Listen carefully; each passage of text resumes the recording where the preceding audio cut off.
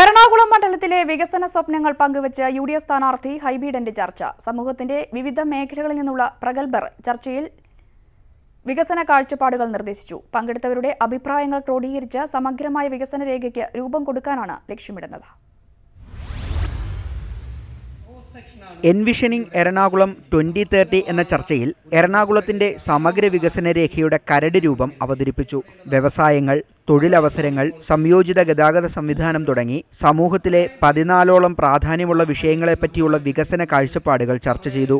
മണ്ഡലത്തെ പ്രതിനിധീകരിക്കാനുള്ള അവസരം ലഭിച്ചാൽ വിവിധ മേഖലകളിൽ നിന്നുള്ള കൂടുതൽ പ്രഗത്ഭരെ പങ്കെടുപ്പിച്ച് ഈ വികസന കോൺക്ലേവ് തുടരുമെന്ന് ഹൈബീഡൻ വ്യക്തമാക്കി. വികസനം പാലങ്ങളിലും കെട്ടിടങ്ങളിലും റോഡുകളിലും മാത്രം ഒതുങ്ങാതെ സമൂഹത്തിലെ എല്ലാ ആളുകളെയും ഉൾപ്പെടുത്തുന്ന last man of the society should be included in the system of development എന്ന ഒരു ആശയമാണ് ഞങ്ങൾ ദേശീയ തലത്തിലും സ്വീകരിച്ചിട്ടുള്ളത്. Professor KV Thomas, KN Mohanavarma, TK Hormis Tharakan തുടങ്ങി നിരവധി പ്രമുഖർ പങ്കെടുത്തു.